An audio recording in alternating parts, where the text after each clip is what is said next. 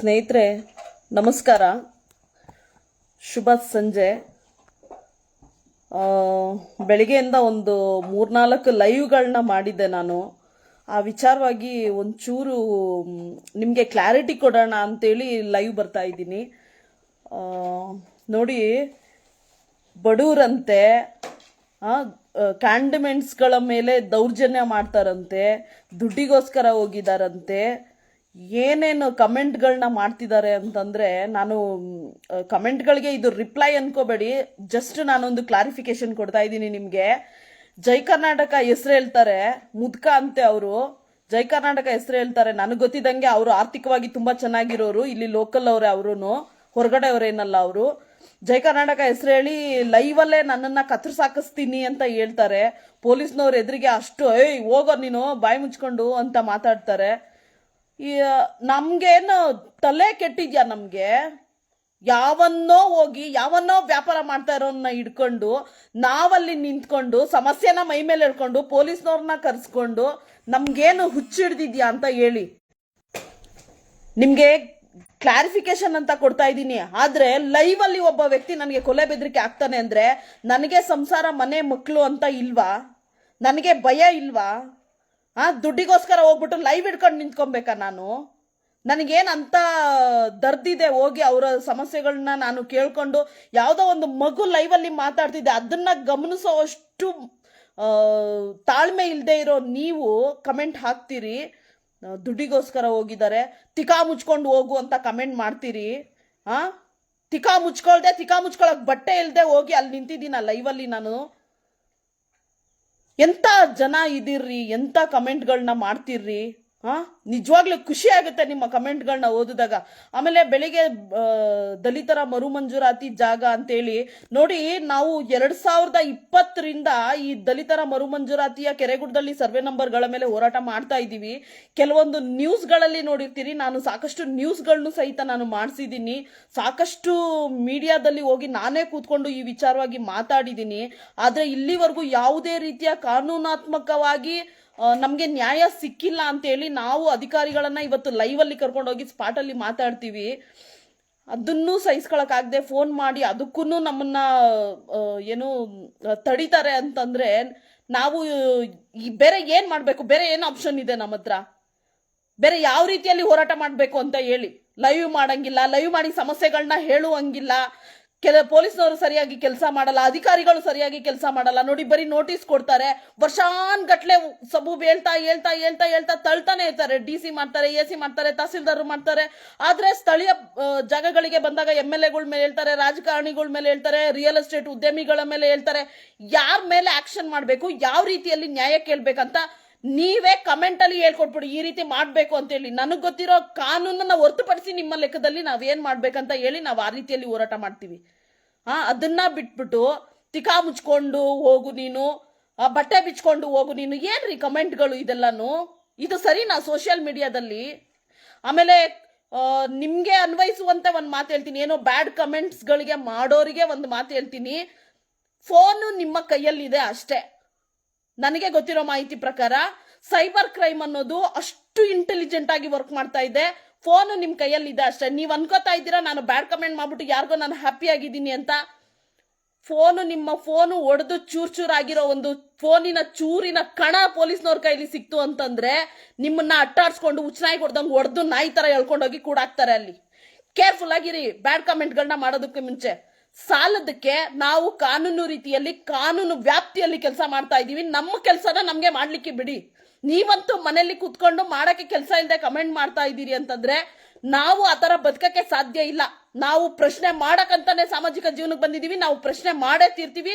ಅದನ್ನ ಒಂದಿಷ್ಟು ಸಮಾಜ ಅರ್ಥ ಮಾಡ್ಕೊಂಡು ಬದಲಾಗ್ಲಿ ಅಂತ ಹೇಳಿ ನಮ್ಮ ಕೈಲಾದಷ್ಟು ಸಮಾಜಕ್ಕೆ ತೋರ್ಸ್ತಕ್ಕಂತ ಕೆಲಸ ಮಾಡ್ತೀನಿ. ನಾನು ವರ್ಷ ಪೂರ್ತಿ ಇದೇ ರೀತಿ ಓಡಾಡ್ತೀನಲ್ಲ, ವರ್ಷ ಪೂರ್ತಿ ನಾನು ಲೈವ್ಗಳನ್ನ ಮಾಡಲ್ಲ. ಅವಶ್ಯಕತೆ ಇರೋದು ಮಾತ್ರ, ಅವಶ್ಯಕತೆಗೆ ಬೇಕಾಗಿರೋದನ್ನ ಮಾತ್ರ ನಾವು ಪ್ರಶ್ನೆ ಮಾಡಿ ಲೈವ್ನ ಮಾಡ್ತೀವಿ. ಇನ್ನು ನಮ್ಮ ಸೆಕ್ಯೂರಿಟಿಗೋಸ್ಕರನು ಆ ಜಾಗದಲ್ಲಿ ಬೆಳಿಗ್ಗೆ ಹೋಗಿರ್ಬೇಕಾದ್ರೆ ಅಷ್ಟು ಜನ ಅಷ್ಟು ತರ ಮಾತಾಡ್ತಾ ಇದ್ರು. ನಾವೇನು ದೇವರುಗಳಲ್ಲ ರೀ. ನಾವು ಎಲ್ಲಂದ್ರಲ್ಲಿ ಪ್ರತ್ಯಕ್ಷವಾಗಿ ಎಲ್ಲಂದ್ರಲ್ಲಿ ಮಾಯವಾಗ್ಲಿಕ್ಕೆ ನಮಗೂ ನಮ್ಮದೇ ಆದ ಜವಾಬ್ದಾರಿಗಳಿದೆ, ನಮಗೂ ಸಾಂಸಾರಿಕ ಜೀವನಗಳಿದೆ. ನಾವು ನಮ್ಮ ಲಿಮಿಟ್ ಅಲ್ಲಿ ನಮ್ಮ ಶಕ್ತಿ ಎಷ್ಟಿದೆ ಅಷ್ಟರಲ್ಲಿ ಮಾತ್ರನೇ ಕೆಲಸ ಮಾಡಕ್ ಸಾಧ್ಯ. ನಮ್ಮನ್ ಕುಯ್ದ್ರು ಸತ್ತೋಗ್ತೀವಿ, ಬೇರೆಯವ್ರನ್ನ ಕುಯ್ದ್ರು ಸತ್ತೋಗ್ತಾರೆ. ಈಗಾಗ್ಲೇ ಸಾಕಷ್ಟು ನಮ್ಮ ಮೇಲೆ ಹಲ್ಲೆಗಳಾಗಿದೆ, ಸಾಕಷ್ಟು ನಮ್ಮ ಮೇಲೆ ಕೊಲೆ ಬೆದರಿಕೆಗಳು ಬಂದಿದೆ. ಇವೆಲ್ಲವನ್ನು ಹೊರತುಪಡಿಸಿ ನಾವು ಹೋರಾಟಗಳನ್ನ ಮಾಡ್ತಾ ಇದೀವಿ. ಇದೆಲ್ಲದಕ್ಕೂ ಜಗ್ಗಲ್ಲ ಅಂತಲ್ಲ, ನಾವು ಬಗ್ಗಲ್ಲ ಇದಕ್ಕೆಲ್ಲಾನು. ಈ ಕೊಲೆ ಬೆದರಿಕೆಗಳಿಗೆ, ರೌಡಿಸಮ್ಗಳಿಗೆಲ್ಲ ಎದುರಂಗಿದ್ದಿದ್ರೆ ನಾವು ಈ ರೀತಿ ಕೋರ್ಟ್ ಹಾಕೊಂಡು ಸಾಮಾಜಿಕವಾಗಿ ಎಲ್ಲಂದ್ರಲ್ಲಿ ಸುತ್ತಕ್ಕೆ ನಾವೇನು ದೇವ್ರುಗಳಲ್ಲ, ಹೇಳ್ತಾ ಇದ್ದೀನಿ. ಎಲ್ಲಂದ್ರಲ್ಲಿ ಪ್ರತ್ಯಕ್ಷ ಆಗಿ ಎಲ್ಲಂದ್ರಲ್ಲಿ ಮಾಯವಾಗ್ಲಿಕ್ಕೆ. ನಮಗೂ ಕುಯ್ದ್ರೆ ನಮಗೂ ರಕ್ತನೇ ಬರುತ್ತೆ. ನಾವೊಂದಿಷ್ಟು ಉಪ್ಪು ಖಾರ ತಿಂತೀವಲ್ಲ, ಆ ಉಪ್ಪು ಖಾರ ಇವ್ರುಗಳು ಮಾಡೋ ಅನ್ಯಾಯಗಳನ್ನ ಸಹಿಸ್ಕೊಳಕ್ ಆಗದೆ ಇರೋಷ್ಟು ಶಕ್ತಿ ನಮ್ಮಲ್ಲಿ ತುಂಬುತ್ತೆ. ನೀವೇನೋ ಬ್ಯಾಡ್ ಕಮೆಂಟ್ಗಳನ್ನ ಮಾಡ್ತೀರಾ, ನೀವು ಯಾರನ್ನು ಕೆಲ್ಸಕ್ಕೆ ಬರ್ದೇ ಇರೋ ನಾಲಾಯಕಗಳಂತ ಹೇಳ್ತೀನಿ ನಾನು. ತಿಕಾ ಮುಚ್ಕೊಂಡೋಗು, ಮುಖ ಮುಚ್ಕೊಂಡೋಗು, ಎಲ್ಲಾರ್ಗೂ ಗೊತ್ತಿದೆ ತಿಕಾ ಮುಚ್ಕೊಂಡಿರೋದಕ್ಕೆ. ಎಲ್ಲರೂ ತಿಕಾ ಮುಚ್ಕೊಂಡೆ ಜೀವನ ಮಾಡೋದು. ನೀವು ಮಾತ್ರ ಏನು ಸ್ಪೆಷಲ್ ಅಲ್ಲ ಇಲ್ಲಿ, ಗೊತ್ತಾಯ್ತಾ? ನಿಮ್ ಕೈಲಾದ್ರೆ ಒಂದು ಪ್ರಶ್ನೆ ಮಾಡಿ, ಒಂದು ಬದಲಾವಣೆ ಮಾಡಿ. ನಾನು ಸಾಕಷ್ಟು ಮಾಡಿದ್ದೀನಿ ಇವತ್ತಿಗೆ. ಸಾಕಷ್ಟು ಅಂಗಡಿಗಳಲ್ಲಿ ಗುಟ್ಕಾ ಮಾರ್ದೇ ಇರೋ ತರ ಮಾಡಿದ್ದೀನಿ. ಕಡಿಮೆ ಅಂದ್ರು 200 ರಿಂದ 250 ಅಂಗಡಿಗಳಿಗೆ ಫೈನ್ ಹಾಕ್ಸಿದೀನಿ. ಅಲ್ಲಿ ಗುಟ್ಕಾ ಮಾರ್ದೇ ಇರೋ ತರ ನಾನು ಮಾಡಿದ್ದೀನಿ. ಅದು ನನ್ನ ತಾಕತ್ತು. ನಿಮ್ ಕೈಲಾದ್ರೆ ನೀವೇನಾದ್ರೂ ಒಂದು ಸಣ್ಣ ಬದಲಾವಣೆ ಮಾಡಿ. ಇಲ್ಲ ಅಂದ್ರೆ ಈ ತರ ಏನೋ ಕೆಲವರು ಕೇಳ್ತಿದ್ದಾರೆ ನನಗೆ ಅಂಗಡಿಗಳನ್ನ ಮುಚ್ಚಿಸಿ ಅಂತ. ಒಂದು ಮಾತಿದೆ, ನಿಷೇಧ ಹೇರುವ ಸರ್ಕಾರ ಒಳಗೆ ಕೊಡುವುದು ಸಹಕಾರ ಅಂತ. ಸರ್ಕಾರವನ್ನ ಎದುರ್ಕೊಂಡು ಈ ಹಿಂದೆ ಎಲ್ಲ ಮನೆ ಹೊಡೆದಾಕ್ಸ್ಕೊಂಡು ನನ್ನ ಏನೇನು ಆಯ್ತು ಎಲ್ಲ ಸಮಾಜಕ್ಕೆ ಗೊತ್ತಿದೆ. ನೀವು ನೋಡಿದ್ದೀರಾ ಕಣ್ಣಾರೆ, ನೋಡದೇ ಇರೋದು ಏನಿಲ್ಲ. ನೋಡಿ, ಈ ಲೈವ್ ಬರ್ಲಿಕ್ಕೆ ಕಾರಣ ಬ್ಯಾಡ್ ಕಮೆಂಟ್ಗಳನ್ನ ಮಾಡಬೇಡಿ. ನಿಮ್ಗೆ ಏನಾದ್ರೂ ಹೇಳ್ಬೇಕಂತಿದ್ರೆ ಹೇಳಿ, ಪರವಾಗಿಲ್ಲ, ಕಮೆಂಟಲ್ಲಿ ಹೇಳಿ, ಫೋನ್ ಮಾಡಿ ಹೇಳಿ. ನನ್ನ ನಂಬರ್, ಯಾರು ನನ್ನ ಪ್ರೊಫೈಲ್ನ ಓಪನ್ ಮಾಡಿದ್ರು ನನ್ನ ನಂಬರ್ ಸಿಗುತ್ತೆ, ನನಗೆ ಕಾಲ್ ಮಾಡಿ, ನಾನು ಮಾತಾಡ್ತೀನಿ. ನಾನು ಆ ಟೈಮಲ್ಲಿ ಬ್ಯುಸಿ ಇದ್ರು, ಬೇರೆ ಟೈಮಲ್ಲಿ ನಾನು ಮಿಸ್ಡ್ ಕಾಲ್ಗಳಿದ್ರೆ ಎಷ್ಟು ನಂಬರ್ ಇದ್ರು ಅಷ್ಟು ನಂಬರ್ಗೂ ಕಾಲ್ ಮಾಡಿ ಮಾತಾಡ್ತೀನಿ.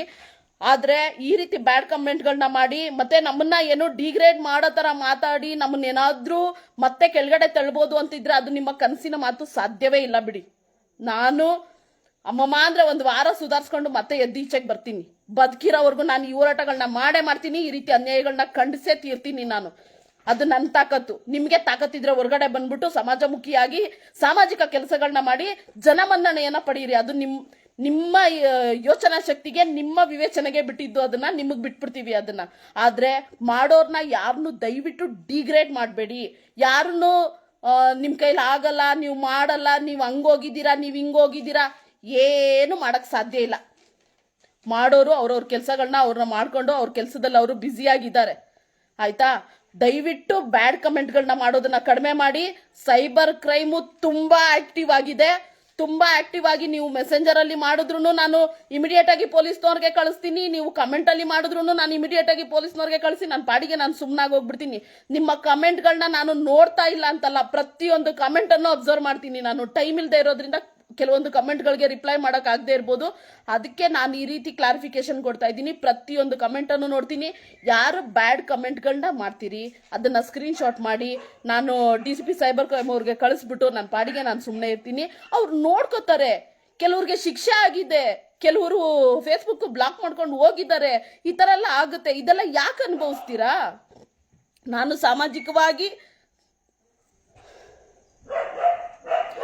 ಸಾಮಾಜಿಕವಾಗಿ ಏನ್ ಕೆಲಸ ಮಾಡಬೇಕು ನಾನು ಅದನ್ನ ಮಾಡ್ತಾನೆ ಇದ್ದೀನಿ. ನಿರಂತರವಾಗಿ ಒಂದು ದಿನ ಮನೆಗಿರದೆ ನಾನು ಹೋಗ್ತೀನಿ. ನನ್ನ ಕೆಲಸ ಏನಿದೆ, ನನ್ನ ಡಾಕ್ಯುಮೆಂಟ್ರಿ ಏನಿದೆ ನಾನು ಮಾಡ್ಕೋತೀನಿ. ನಾನು ಮನೆಗೆ ಬರ್ತೀನಿ. ಕೋರ್ಟ್ ಕೆಲಸಗಳಿತ್ತ, ಕಚೇರಿ ಕೆಲಸಗಳಿತ್ತ, ಸ್ಟೇಷನ್ ಕೆಲಸಗಳಿತ್ತ, ಎಲ್ಲಾ ರೀತಿಯ ಕೆಲಸಗಳನ್ನು ಮಾಡ್ತಿದ್ದೀನಿ. ನಾನು ಲೈವ್ ಮಾಡ್ತಾ ಇಲ್ಲ. ಯಾಕೆ ಅಂದ್ರೆ ನನಗೆ ಈ ಬ್ಯಾಡ್ ಕಮೆಂಟ್ಗಳಿಂದ ಅಷ್ಟು ಮಾನಸಿಕ ಹಿಂಸೆ ಆಗಿದೆ. ನನಗೆ ಗೊತ್ತಿದ್ದಂಗೆ ಈ ಬ್ಯಾಡ್ ಕಮೆಂಟ್ ಮಾಡೋ ಲೋಫರ್ಗಳು ಏನಿದ್ದಾರೆ ಅವರು ಸಾಮಾಜಿಕವಾಗಿ ನನ್ನಷ್ಟು ಅನ್ಯಾಯವನ್ನ ಅನುಭವಿಸಿಲ್ಲ. ನಾನು ಅನುಭವಿಸಿನೂ ಮಾಡ್ತಾ ಇದ್ದೀನಿ ಅಂತಂದ್ರೆ ನನ್ನ ತಾಕತ್ತನ್ನ ನೀವೇ ಲೆಕ್ಕ ಮಾಡಬೇಕು. ಆಮೇಲೆ ಇದರ ಒಳಿತು ಕೆಡುಕು ನನಗೆ ಗೊತ್ತಿದೆ ಏನಾಗುತ್ತೆ. ಈ ತರ ಹೋಗಿ ಏಕಾಏಕಿ ನಾನೊಂದು ಕಾಂಡಿಮೆಂಟ್ಸ್ ಮೇಲೆ ಬಿದ್ದಾಗ ಅವರು ನಮ್ಮ ಲೋಕಲ್ ಅವರಿದ್ದಾರೆ, ಅವರಿಂದ ನನಗೆ ಯಾವ ರೀತಿ ಏನಾಗ್ಬೋದು, ಅದರಿಂದ ಏನ್ ಸಮಸ್ಯೆ ಆಗ್ಬೋದು ನನಗೆ ಗೊತ್ತಿದೆ. ಆಮೇಲೆ 100 ಜನ ಇರ್ತಕ್ಕಂಥ ಜಾಗಕ್ಕೆ ಹೋಗ್ಬಿಟ್ಟು ಫೋನ್ ಹಿಡ್ಕೊಂಡು ನಿಂತ್ಕೊಂತೀನಿ ಅಂತಂದ್ರೆ ಒಬ್ಬ ಸರ್ಕಾರಿ ಅಧಿಕಾರಿ ಇನ್ನ ಫ್ರಾಕ್ಷನ್ ಆಫ್ ಸೆಕೆಂಡ್ ಅಲ್ಲಿ ಆ ಅಧಿಕಾರಿ ನನ್ನ ಮೇಲೆ ಯಾವ ರೀತಿ ಬೇಕಾದ್ರೂ ಕ್ರಮ ತಗೊಳ್ಬೋದು, ನನಗದು ಗೊತ್ತಿದೆ. ಅದನ್ನ ಹೊರತುಪಡಿಸಿ ನಾವಿಬ್ರೇ ಹೋಗಿ ನಿಂತ್ಕೊಂಡು ಅಲ್ಲಿ ಲೈವ್ ಮಾಡಿ ಆ ಸಮಸ್ಯೆನ ಗೆದ್ಕೊಂಡು ಬರ್ತೀವಿ ಅಂತಂದ್ರೆ ತಕ್ಕ ಮಟ್ಟಿಗೆ ನಾನು ಕಾನೂನನ್ನ ತಿಳ್ಕೊಂಡಿದ್ದೀನಿ. ತಕ್ಕ ಮಟ್ಟಿಗೆ ನನ್ನ ಹೋರಾಟಗಳನ್ನ ನಾನು ಮಾಡ್ತಾ ಇದ್ದೀನಿ. ಪ್ಲೀಸ್ ನಿಮ್ಮ ಕೈಲಿ ಆದ್ರೆ ಮಾಡಿ, ಇಲ್ದಿದ್ರೆ ಸುಮ್ಮನೆ ಇರಿ. ಆದ್ರೆ ಈ ಬ್ಯಾಡ್ ಕಮೆಂಟ್ಗಳನ್ನ ನಿಲ್ಲಿಸಿ. ನಾನು ನಿಮ್ಮ ಮನೆಯಲ್ಲಿ ಒಬ್ಬ ಹೆಣ್ಮಗಳು. ನಾನು ನೀವು ಮಾಡದೇ ಇರ್ತಕ್ಕಂಥ, ನೀವು ಹೊರಗಡೆ ಬಂದು ಮುಖ ತೋರ್ಸಕ್ ಆಗದೆ ಇರ್ತಕ್ಕಂಥ ಕೆಲಸಗಳನ್ನ ನಾನು ಹೊರಗಡೆ ಬಂದು ಮಾಡ್ತಾ ಇದ್ದೀನಿ. ನಾನು ಮಾಡ್ತಾ ಇರ್ತಕ್ಕಂಥ ಕೆಲಸ ಸಮಾಜಕ್ಕೆ ಒಂದು ಒಳ್ಳೇದೇ ವಿನಃ, ನೋಡಿ ಯಾವುದೋ ಒಂದು ಮಗು ಮೈಸೂರು ಪಾಕು ಬೂಸ್ಟ್ ಬಂದಿರೋದನ್ನ ಕೊಡ್ತು ಅಂತ 5 ವರ್ಷದ ಮಗು ಹೇಳ್ತಾ ಇತ್ತು ನನ್ನ ಹತ್ರ. ಯಾರಾದ್ರೂ ಲೈವಲ್ಲಿ ಅದನ್ನ ಅಬ್ಸರ್ವ್ ಮಾಡಿದೀರಾ, ಕೇಳಿಸ್ಕೊಂಡಿದ್ದೀರಾ? ಹೋಗ್ಲಿ, ಕೇಳಿಸ್ಕೊಳ್ಳಲ್ಲ. ನೀವು ಅಂಥದನ್ನೆಲ್ಲ ಕೇಳಿಸ್ಕೊಳ್ಳಲ್ಲ. ತಿಕಾ ಮುಚ್ಕೊಂಡು ಮನೆಗೆ ಹೋಗು ಅಂತ ಈಸಿಯಾಗಿ ಕಮೆಂಟ್ ಮಾಡ್ಬಿಡ್ತೀರಾ. ಯಾಕೆ ಹೋಗ್ಬೇಕು ನಾನು? ಯಾಕ್ರಿ ಹೋಗ್ಬೇಕು? ತಿಕಾ ಮುಚ್ಕೊಂಡಿರಾ ಯಾವ್ದಾದ್ರು ಹೆಣ್ಮಕ್ಳು ಮನೆಯಿಂದ ಹೊರಗಡೆ ಬರ್ತಾರಾ? ನೀವು ನೋಡಿದ್ದೀರಾ? ಇಲ್ಲ ನೀವ್ ಹೇಳಿದ್ರೆ ಮಾತ್ರ ತಿಕಾ ಮುಚ್ಕೊಳೋದು ಹೆಣ್ಮಕ್ಳುಗಳು? ಏನ್ ಅನ್ಕೊಂಡಿದ್ದೀರಾ ನಿಮ್ಮನ್ನ ನೀವು? ಕಮೆಂಟ್ ಮಾಡೋರು, ಲಾಕ್ ಪ್ರೊಫೈಲ್ ಕಮೆಂಟ್ ಮಾಡೋರು, ಆಮೇಲೆ ಹೆಸರು ಇಲ್ದೇ ಇರೋ ಕಮೆಂಟ್ ಮಾಡೋರು, ಮುಖ ಇಲ್ದೇ ಇರೋ ಕಮೆಂಟ್ ಮಾಡೋರು, ನನ್ನ ಒಂದು ಫೋನ್ ನಂಬರ್ ಹೊಡೆದ್ರೆ, ನನ್ನ ಒಂದು ಅಡ್ರೆಸ್ ಹೊಡೆದ್ರೆ, ನಾನು ಇರೋ ಜಾಗಕ್ಕೆ ಕರ್ಕೊಂಬಂದು ನನ್ನ ಅಡ್ರೆಸ್ಸು ಗೂಗಲ್ ಲೊಕೇಶನ್ ತಗೊಂಬಂದು ನನ್ನ ಹತ್ರ ಬಿಡುತ್ತೆ. ಆಮೇಲೆ ನೀವುಗಳು ಮಾಡೋ ಕಮೆಂಟ್ಗಳಿಂದ ನಾವು ಡಿಗ್ರೇಡ್ ಆಗಿ ಮನೇಲಿ ಕೂತ್ಕೊಂಡ್ಬಿಡ್ತೀವಿ, ಹತ್ಕೊಂಡು ಸಪ್ಪೆ ಮೋರೆ ಹಾಕೊಂಡು ನಾವು ಸುಮ್ಮನೆ ಆಗೋಗ್ಬಿಡ್ತೀವಿ. ಇದೆಲ್ಲ ಸಾಧ್ಯನೇ ಇಲ್ಲ ಬಿಡಿ, ಸಾಧ್ಯನೇ ಇಲ್ಲ. ಇನ್ನು ಜಾಸ್ತಿ ಮಾಡ್ತೀನಿ ನಾನು, ಇನ್ನು ಜಾಸ್ತಿ ಎಲ್ಲೆಲ್ಲಿ ಸಮಸ್ಯೆಗಳಿದೆ ಕೆದಕ್ತೀನಿ, ಹುಡುಕ್ತೀನಿ ನಾನು ಹೊರ್ತು ನಾನಂತೂ ಮನೇಲಿ ಕುತ್ಕೊಳ್ಳೋ ಅಂತವಳು ಅಲ್ಲ. ಮನೇಲಿ ಕುತ್ಕೊಳ್ಳೋದಕ್ಕೋಸ್ಕರ ನಾನು ಇಷ್ಟು ಸಮಸ್ಯೆಗಳನ್ನ ಎದುರಾಕೊಂಡು ನಾನು ಹೊರಗಡೆ ಬಂದಿಲ್ಲ. ದಯಮಾಡಿ ಇದನ್ನ ಇಲ್ಲಿಗೆ ನಿಲ್ಲಿಸಿ. ಬ್ಯಾಡ್ ಕಮೆಂಟ್ಗಳಿಂದ ಆಗ್ಲಿ, ನಿಮ್ಮ ಡಿಗ್ರೇಡ್ ಕಮೆಂಟ್ಗಳಿಂದ ಆಗ್ಲಿ ಸಾಧ್ಯ ಇಲ್ಲ. ಆಮೇಲೆ ಈ ಗುಟ್ಕಗಳನ್ನಾಗ್ಲಿ, ನಾನು ಸ್ಕೂಲ್ಗಳು ಎಲ್ಲಿದೆ, ಆಮೇಲೆ ಸ್ಕೂಲ್ ಮಕ್ಕಳು ಎಲ್ಲಿ ತಿಂಡಿಗಳನ್ನ ತಿಂತಾರೆ, ಕೇಕ್ಗಳನ್ನ ತಿಂತಾರೆ, ಐಸ್ ಕ್ರೀಮ್ಗಳನ್ನ ತಿಂತಾರೆ, ಅಂತ ಜಾಗದಲ್ಲಿ ಹೋಗಿ ತಡೆ ಹಿಡಿತಿದ್ದೀನಿ ವಿನಃ ಎಲ್ಲಾ ಜಾಗದಲ್ಲೂ ಅಲ್ಲ, ಎಲ್ಲಾ ಜಾಗದಲ್ಲೂ ಅಲ್ಲ.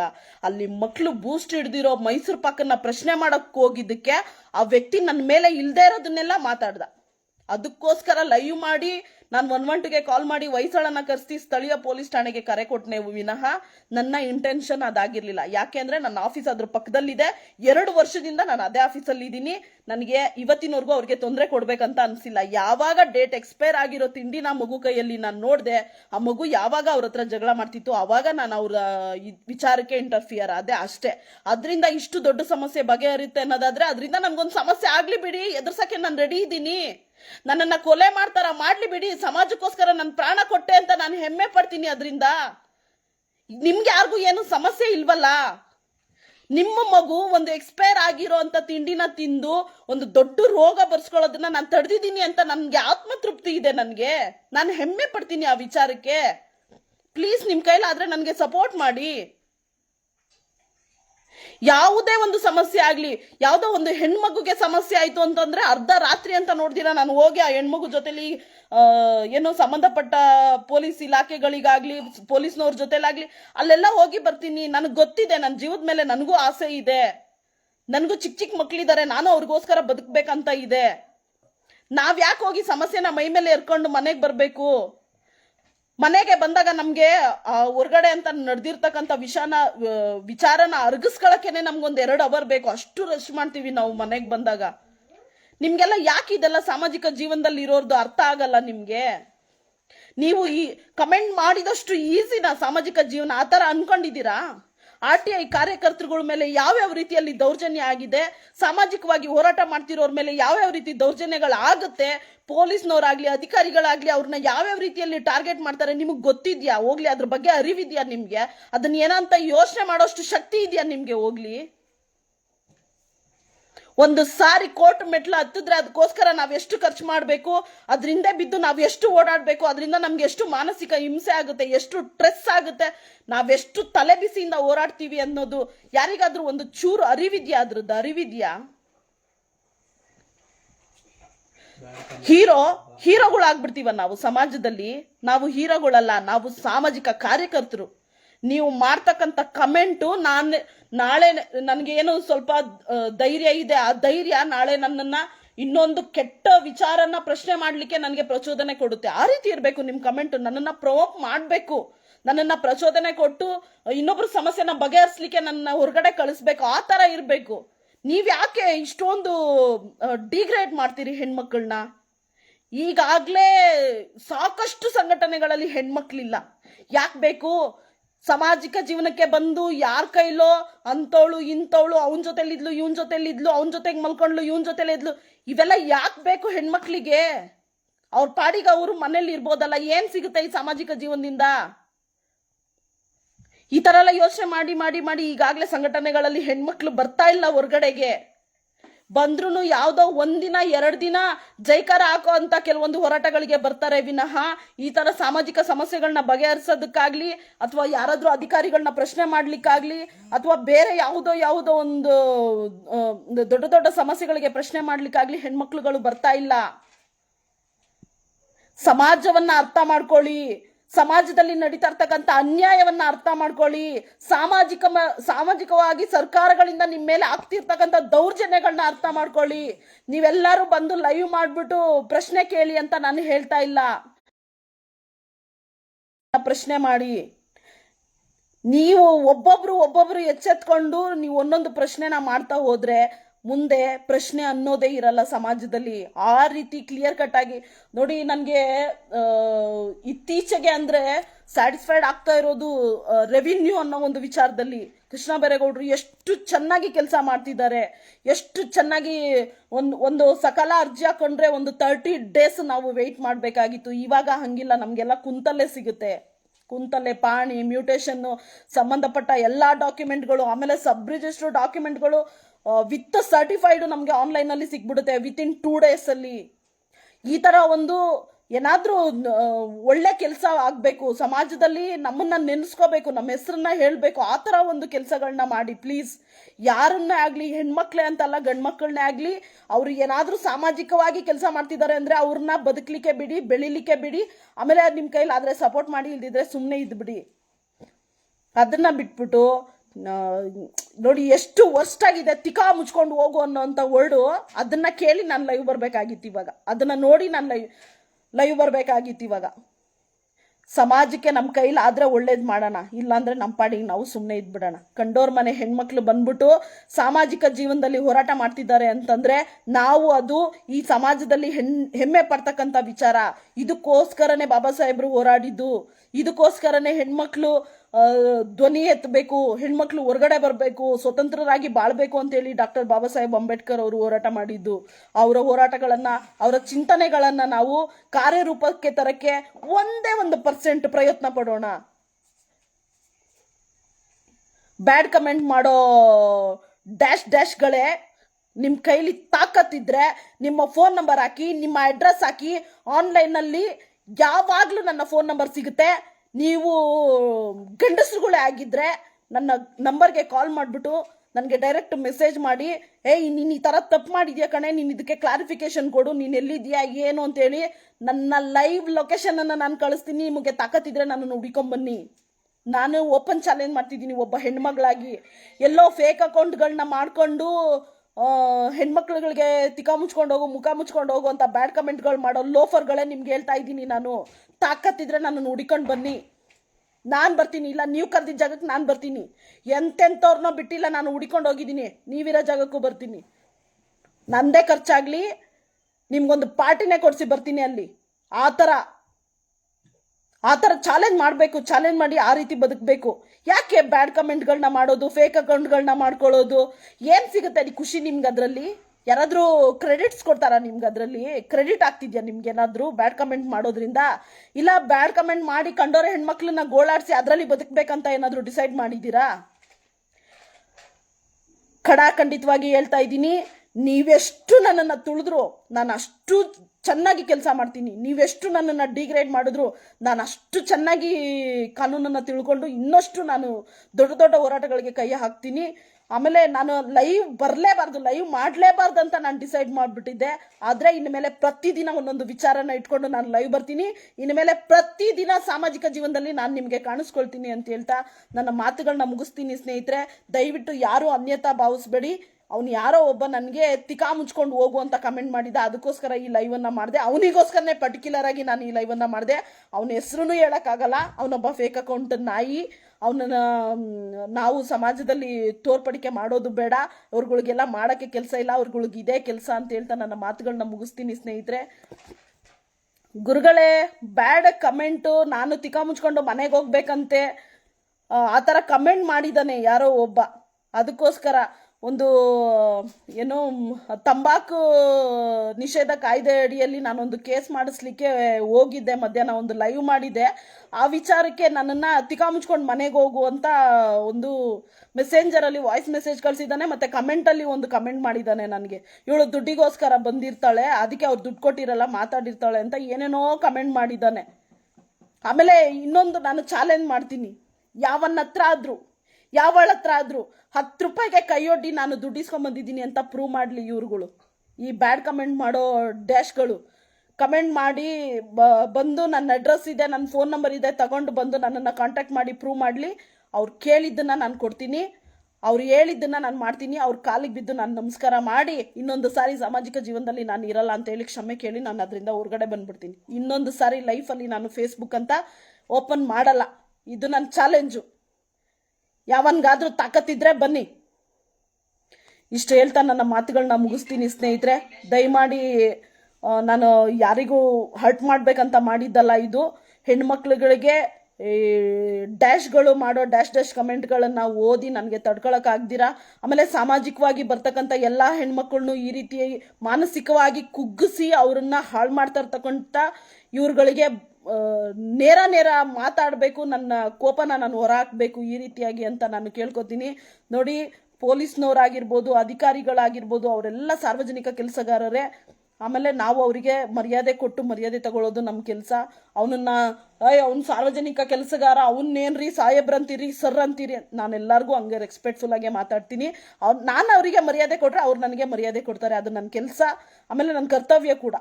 ವ್ಯಕ್ತಿ ಮರ್ಯಾದೆ ಕೊಟ್ಟು ಮರ್ಯಾದೆ ತಗೊಳ್ಳೋದು ಅವರವರ ರಕ್ತಗತವಾಗಿನೋ ಅಥವಾ ಅವರು ಸಾಮಾಜಿಕ ಜೀವನದಿಂದ ಕಲ್ತಿರ್ತಕ್ಕಂಥ ಪಾಠದಿಂದನೋ ಅಥವಾ ಅವರ ಸಂಸ್ಕಾರದಿಂದಲೋ, ಮನೆಯಿಂದ ಬರ್ತಿರ್ತಕ್ಕಂಥ ಸಂಸ್ಕಾರದಿಂದಲೋ ಅವರು ಆ ರೀತಿ ನಡ್ಕೋತಾರೆ. ಅದು ನನಗಿಷ್ಟ. ನನಗೆ ಒಬ್ರನ್ನ ಸರ್ ಅಂತ ಮಾತಾಡ್ಸೋದು ಇಷ್ಟ, ಅಣ್ಣ ತಮ್ಮ ಅಂತ ಮಾತಾಡ್ಸೋದು ಇಷ್ಟ. ನಾನು ಮಾತಾಡಿಸ್ತೀನಿ ಕಾಮನ್ ಆಗಿ. ಅದನ್ನು ದಯವಿಟ್ಟು ಯಾರು ಪ್ರಶ್ನೆ ಮಾಡಬೇಡಿ. ನಾನು ಸಾಹೇಬ್ರಂತಾನೆ ಮಾತಾಡ್ತೀನಿ, ಎಲ್ಲರಿಗೂ ಮೇಡಮ್ ಅಂತಾನೆ. ನನ್ನ ಚಿಕ್ಕ ಮಗು ಇದ್ರೂ ನಾನು ಮೇಡಮ್ ಅಂತಾನೆ ಮಾತಾಡ್ತೀನಿ. ಇಷ್ಟು ಹೇಳ್ತಾ ನನ್ನ ಮಾತುಗಳನ್ನ ಮುಗಿಸ್ತೀನಿ ಸ್ನೇಹಿತರೆ. ಇನ್ನು ಮುಂದೆ ಪ್ರತಿದಿನ ಲೈವ್ ಬರ್ತೀನಿ. ಪ್ರತಿದಿನ ನಾನು ಅಟೆಂಡ್ ಮಾಡ್ತಕ್ಕಂಥ ಎಲ್ಲ ಕೇಸ್ಗಳ ಮಾಹಿತಿಗಳನ್ನು ನಾನು ಇಲ್ಲಿ ಹಾಕ್ತಾ ಹೋಗ್ತೀನಿ. ನಿಮ್ಮೆಲ್ಲರ ಆಶೀರ್ವಾದ ನನ್ನ ಮೇಲಿರಲಿ. ಥ್ಯಾಂಕ್ ಯು ಗುರುಗಳೇ. Thank you so much.